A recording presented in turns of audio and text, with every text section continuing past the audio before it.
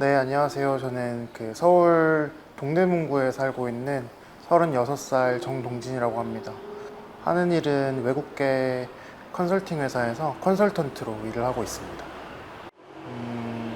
저는 최근에 조금 안정적인 주거에 좀 관심이 많습니다. 그래서 조금 집 사는 것 아니면 다른 큰 데로 이사 가는 것 이런 거에 좀 관심이 많습니다. 열심히 살았던 일 같아요. 시키는 대로 아니면 사회가 원하는 대로 열심히 좀 따라가는 대로 공부를 열심히 했던 것 같습니다. 결과적으로 보면 그래도 잘 된 편이라서 후회를 하진 않는데, 근데 요즘에는 다른 결의 삶을 살았으면 어땠을까? 이런 생각도 들긴 합니다. 조금 더 열려있는 삶? 왜냐면 지금 공부를 하는 거는 그냥 한 가지 선택지, 그러니까 뭐 다른 직업 되게 여러 가지가 있겠지만 그 직업 범주도 공부로 할 수 있는 일들, 그러니까 한 가지 선택지로만 조금 생각을 했던 것 같은데, 요즘 생각은 내가 요리를 더 잘할 수도 있고, 아니면 내가 옷을 만드는 일을 더 잘할 수도 있고, 아니면 내가 건축을 더 잘했을 수도 있고, 그림을 더 잘 그릴 수 있었는데, 그런 부분에 대해서는 좀 고민이 많이, 제 자체도 많이 없었던 것 같고, 그냥 사회 탓으로 돌리고 싶었을 수도 있는데, 그런 생각들을 좀 젊었을 때, 어렸을 때 좀 했으면 더 좋지 않았을까? 이런 생각을 하고 있습니다.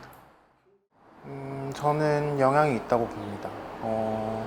일단은 공부 측면에서 보면은 마치 그 수능 날에 보면 전투기 일정도 바꾸고 뭐 공군 훈련 일정도 바꾸고 비행기도 못 뜨게 하고 뭐 그럴 정도로 그 한 날에 굉장히 집중을 많이 하고 있고 거기에 대해서 온 사회가 조금 서포트를 많이 해주고 있는데 사실 그 시험 자체로 인생이 좀 평가당하는 게 너무 많은 것 같아요. 그래서 그 시험을 잘 보면 뭐 당연히 좋은 대학에 가겠고 좋은 대학에 간다는 그 사실 하나만으로도 사회가 좀 그 사람 높게 평가하는 게 있고 반대로 좀 잘 못 보는 사람들에게는 마치 세상이 무너질 것처럼 그런 식으로 좀 공포를 조장하는 경우도 많은 것 같아요. 그래서 그것 때문에 다른 나라에서는 그렇게 많이 보이지 않는 삼수, 사수 이런 생들도 보이고 저는 사실 대학교 동기 중에 오수생도 있었거든요. 그래서 과연 5년 동안 이렇게 그 한 가지 목표를 위해서 그 시험을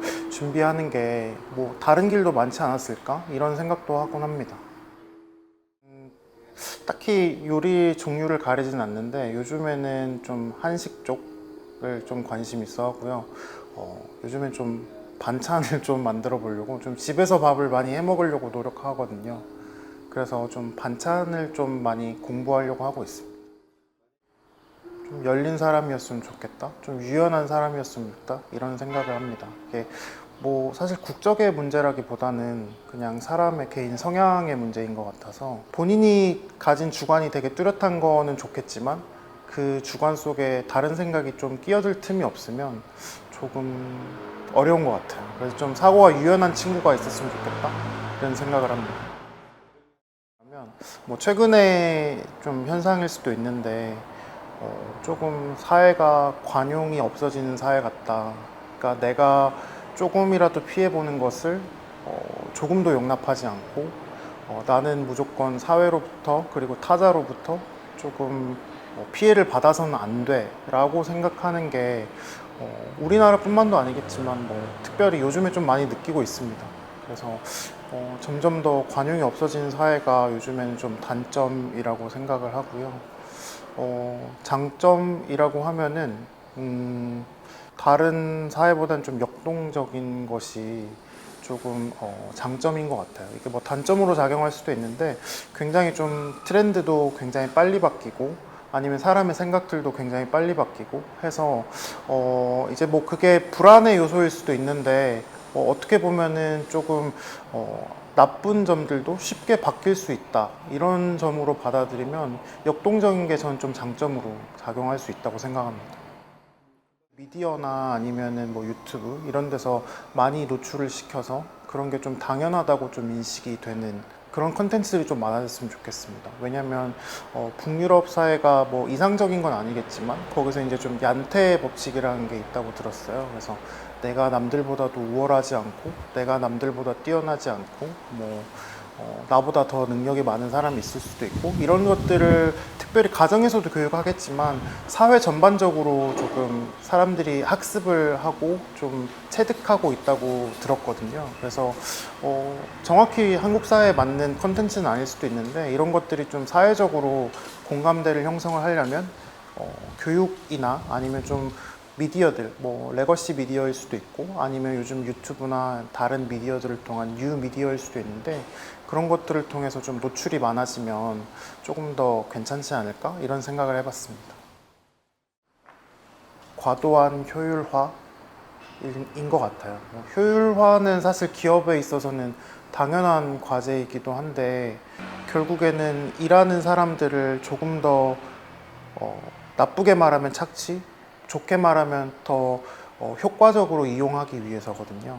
그래서 기업의 숙명일 수도 있는데 제가 느낄 때는 컨설턴트로 일하면서 기업들이 계속 효율화를 추구하는 게 기업 측면에서는 도움이 될 수도 있겠지만 거기서 일하는 사람 측면으로는 이게 좋은 일일까라고 생각하는 부분이 좀 있습니다.